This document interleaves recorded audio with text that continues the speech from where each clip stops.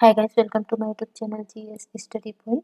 Friends, चलिए जो हम मुख्य परीक्षा की दृष्टि से मॉडर्न हिस्ट्री की क्लास कर रहे हैं उसी को कंटिन्यू करते हैं, जिसमें आज हम जो है सविनय अवज्ञा आंदोलन को डिस्कस करेंगे। इससे पहले बहुत ही महत्वपूर्ण टॉपिक्स पे जो है वीडियो अपलोड कर दिए गए हैं। अगर आपने उसको नहीं देखा है तो देख लीजिएगा। आप चैनल के प्लेलिस्ट पे जाइएगा, वहाँ पे हिस्ट्री फॉर मेंस करके जो है एक प्लेलिस्ट बना हुआ है, वहाँ से जो है आपको सारे वीडियो मिल जाएंगे। तो चलिए स्टार्ट करते हैं सविनय अवज्ञा आंदोलन। साथ ही ये बता दूं कि जो सविनय अवज्ञा आंदोलन है इसको हम दो वीडियोस में देखेंगे। क्यों? क्योंकि देखिए, सविनय अवज्ञा आंदोलन से क्वेश्चन तो पूछे जाते हैं, ठीक है। साथ ही साथ इसके बीच बहुत से ऐसे सम्मेलन हुए हैं, उससे भी जो है शॉर्ट नोट्स में जो है आपको मेंस में क्वेश्चन दे दिया जाता है। जैसे कि आप ले लो जो 3 जो गोलमेज सम्मेलन हुए हैं, प्रथम, द्वितीय और तृतीय, उससे भी शॉर्ट नोट्स में क्वेश्चन आते हैं। दूसरी चीज जो इसी के बीच में गांधी इरविन समझौता हुआ था, उससे भी क्वेश्चन पूछे जाते हैं। तीसरी चीज, यहाँ पे जो आपके सांप्रदायिक पंचायत और पूना पैक्ट हुए थे, उससे भी जो है क्वेश्चन पूछे जाते हैं, ठीक है। और साथ ही यहाँ पे जितने मतलब जो सम्मेलन, जो अधिवेशन हुए हैं, तो इसी उसको भी जो है हम यहाँ पे देखते हुए चलेंगे, ठीक है। तो आपको सारी चीज़ों को समझते हुए चलना है। अगर आप समझ जाते हैं तो आप उन चीज़ों को लिखने में सक्षम होंगे, ठीक है। तो चलिए देखते हैं सविनय अवज्ञा आंदोलन। मेनली पहले हम ये देख लेते हैं कि एक्चुअली में सविनय अवज्ञा आंदोलन है क्या। तो देखिए, विनम्रता के साथ किसी भी चीज की अवज्ञा करके आंदोलन करना, ठीक है।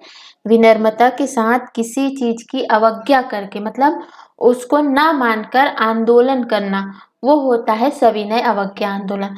तो जो हमारे स्वतंत्रता संग्राम के टाइम पे जो है कानून की अवज्ञा की गई थी सविनय अवज्ञा आंदोलन के टाइम पे।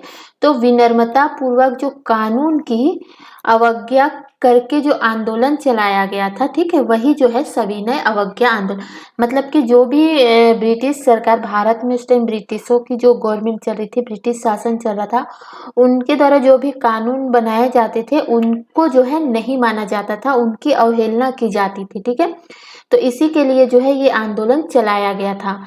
तो और चलिए अब इसको आपको लिखना कैसे उसको भी देखते हैं। और हाँ, ध्यान से समझिएगा कि ये सविनय अवज्ञा आंदोलन एक्चुअली में चलाया क्यों गया था। तो देखिए, एक नेहरू रिपोर्ट आई थी, मोतीलाल नेहरू के द्वारा एक नेहरू रिपोर्ट तैयार की गई थी, ठीक है, जिसमें एक मुख्य लक्ष्य रखा गया था डोमिनियन स्टेटस का। डोमिनियन स्टेटस का उनके द्वारा मुख्य लक्ष्य रखा गया था, लेकिन जो है इसी टाइम पे जो सुभाष और नेहरू थे, जैसे नेता थे, वो चाहते थे कि डोमिनियन स्टेट की जगह जो है आप पूर्ण स्वराज को अपना लक्ष्य घोषित कीजिए, ठीक है। अब डोमिनियन स्टेट क्या है, तो देखिए डोमिनियन स्टेट में होता क्या है कि गवर्नमेंट, चलो ठीक है, आप ब्रिटिशों की रहेगी, ठीक है, ब्रिटिश का ही शासन रहेगा, लेकिन जो सरकार जो चुनी जाएगी वो जनता के द्वारा ही चुनी जाएगी। और साथ ही साथ जो बाहरी मामले में चलो आप हस्तक्षेप कर सकते हो, लेकिन जो भारत के अंदर के जितने भी मामले हैं, जो आंतरिक मामले हैं, वो जो है भारत की जनता के द्वारा ही जो है डिसाइड किए जाएंगे, उनके द्वारा ही उनके आंतरिक मामलों का निर्णय लिया जाएगा। ये होता है डोमिनियन स्टेटस। लेकिन जो पूर्ण स्वराज था, जो सुभाष और नेहरू चाहते थे, पूर्ण स्वराज मतलब कि किसी भी तरीके से, चाहे बाहरी मामले हो चाहे आंतरिक मामले हो, किसी भी तरीके से जो है ब्रिटिशों का कोई भी जो है शासन या उनका निर्णय जो है भारत पे जो है नहीं लगाए। मतलब कि पूरी तरीके से जो है ये स्वतंत्रता की मांग कर रहे थे सुभाष और नेहरू जैसे नेता। तो इसी के बीच क्या होता है कि जो नेहरू रिपोर्ट है उसको जो है स्वीकार करने के लिए 1928 में कलकत्ता में अधिवेशन कराया जाता है कांग्रेसों का। लेकिन उसमें जो है सुभाष और नेहरू जैसे नेता जो हैं वो असंतोष व्यक्त करते हैं कि आप डोमिनियन स्टेटस की जगह किसकी मांग कीजिए, किसको अपना लक्ष्य रखिए, तो पूर्ण स्वराज को, ठीक है।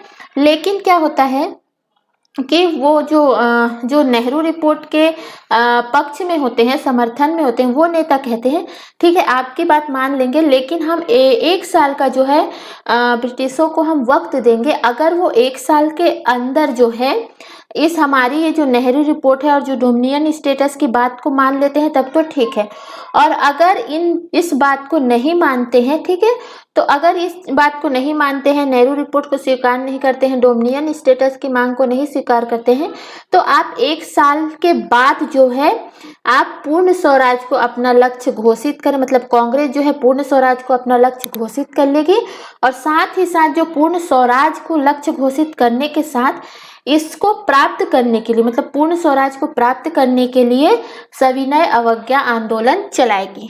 ठीक है, तो इसी के साथ साथ होता है कि सीधी सी बात है, ब्रिटिश जो है इस बात को नहीं मानते हैं, नेहरू रिपोर्ट को अस्वीकार कर देते हैं, तो उसके 1 साल बाद जो है क्या किया जाता है, उनको 1 साल का टाइम दिया जाता है। अगर वो नहीं मानते हैं और मानेंगे भी नहीं वो, तो उसके लिए जो है फिर नहीं मानने पे फिर पूर्ण जो है सविनय अवज्ञा आंदोलन जो है शुरू कर दिया जाता है, और कांग्रेस के द्वारा जो है पूर्ण स्वराज को अपना लक्ष्य घोषित किया जाता है। क्लियर है? अब आप इसको लिखेंगे कैसे, उसको यहाँ पे देखते हैं। तो देखिए 1928 में कांग्रेस का अधिवेशन मोतीलाल नेहरू की अध्यक्षता में कहाँ हुआ था, तो कलकत्ता में हुआ था।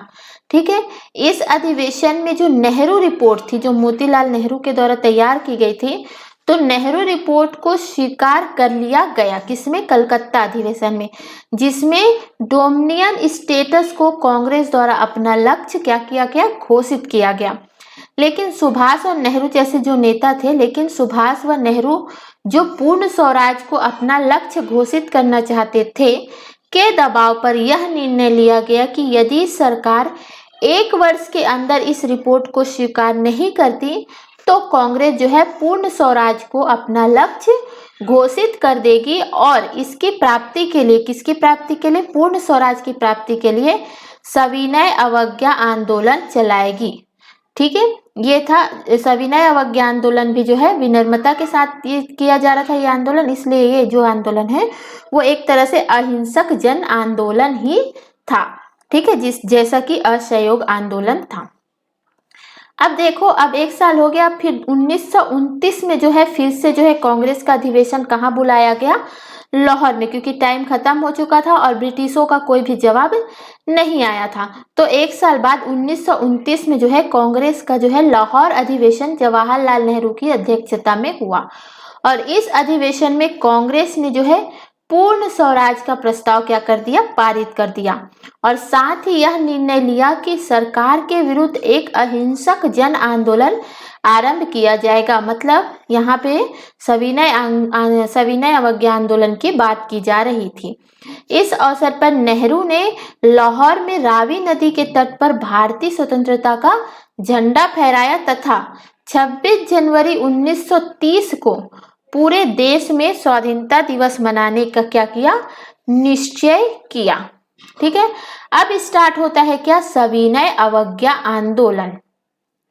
सविनय अवज्ञा आंदोलन 1930 में स्टार्ट हुआ था। तो सविनय अवज्ञा आंदोलन जो है ब्रिटिश औपनिवेशिक शासन काल का दूसरा सबसे बड़ा जन आंदोलन था। इससे पहले हमने असहयोग आंदोलन को पढ़ा था, वो भी जो है एक तरह का बहुत बड़ा जन आंदोलन था, और दूसरे नंबर पे आपका आता है सविनय अवज्ञा आंदोलन। तो ये है ब्रिटिश औपनिवेशिक शासन काल में दूसरा सबसे बड़ा जन आंदोलन था सविनय अवज्ञा आंदोलन, जो गांधी जी के नेतृत्व में चलाया गया था। ठीक है, असहयोग आंदोलन भी गांधी जी के नेतृत्व में चलाया गया था, और जो सविनय अवज्ञा आंदोलन है ये भी जो है गांधी जी के नेतृत्व में चलाया गया था। CWC जो कांग्रेस वर्किंग कमेटी, जो कांग्रेस कार्यकारिणी थी, ने गांधी जी को मुद्दे और समय निर्धारित करने के लिए अधिकृत कर दिया। मतलब गांधी जी जो है इस सविनय अवज्ञा आंदोलन का मुद्दा और जो है टाइम जो है निर्धारित करेंगे।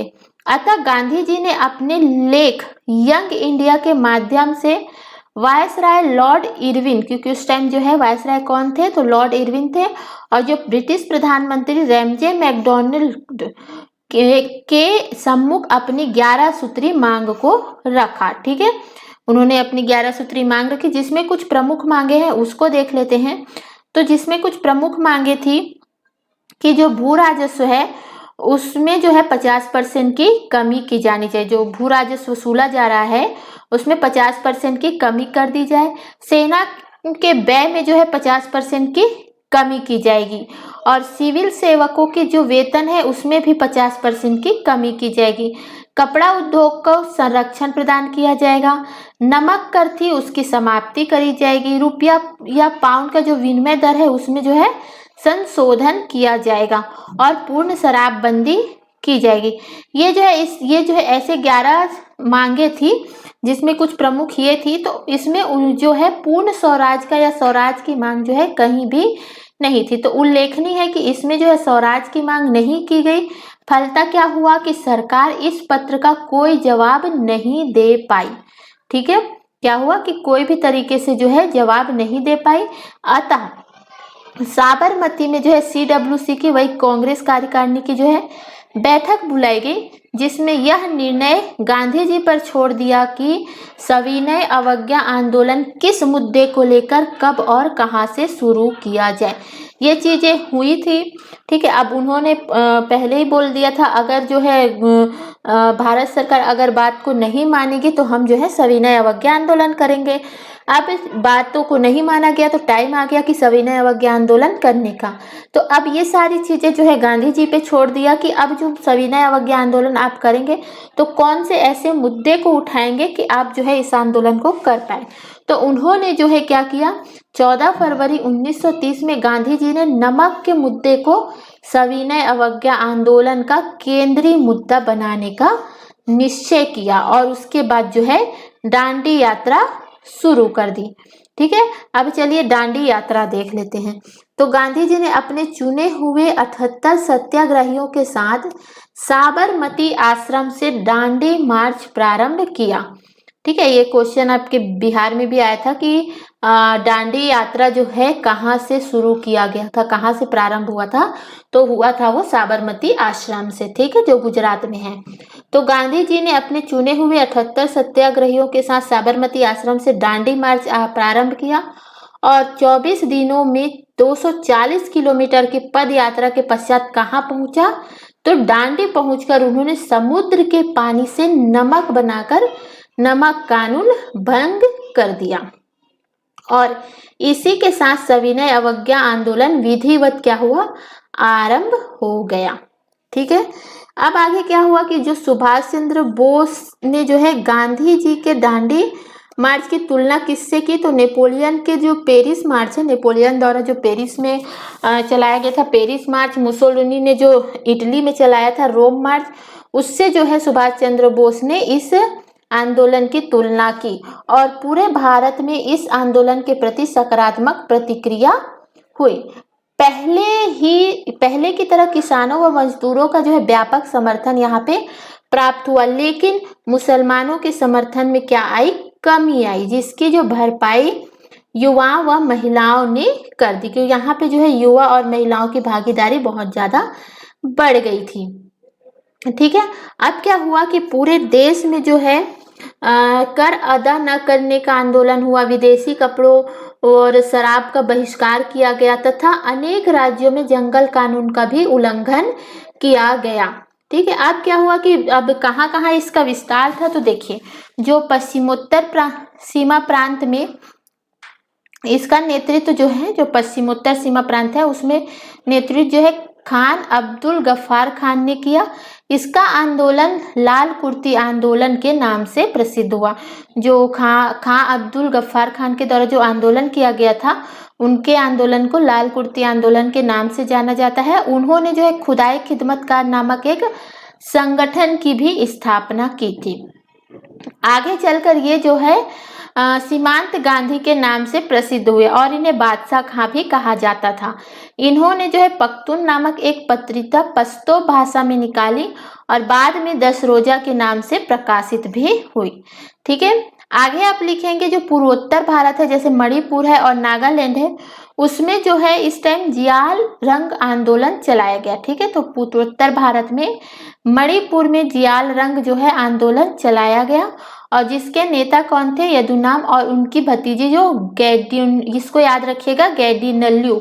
ठीक है, ये जो है नागालैंड की रानी थी और यदुनाम को फांसी दे दी गई तथा रानी गैडिनुल को आजीवन कारावास दे दिया गया और आज़ादी के बाद जो है पंडित नेहरू ने इन्हें आज़ाद कर दिया और इन्हें जो है गांधी रानी की उपाधि भी दी। इसी बीच जो है एक प्रथम गोलमेज सम्मेलन भी आयोजित किया गया था जब सविनय अवज्ञा आंदोलन जो है चल रहा था, तो इसको भी हमें पढ़ना है। तो इस सम्मेलन देखो प्रथम गोल, देखिए अगर आप हेडिंग नहीं डालेंगे तो चलेगा, मैं यहाँ पे आपको सिर्फ आपके माइंड मैप के लिए हेडिंग डालती हूँ, आप चाहे तो इसको पैराग्राफ चेंज करके भी जो है लिख सकते हैं, ठीक है। तो इस सम्मेलन का आयोजन साइमन कमीशन की रिपोर्ट पर चर्चा के लिए बुलाई गई थी। जो प्रथम गोलमेज सम्मेलन था वो जो है साइमन कमीशन की रिपोर्ट पर चर्चा के लिए बुलाई गई थी, लेकिन इसमें भारत के सभी प्रमुख दलों व हित समूहों को आमंत्रित किया गया।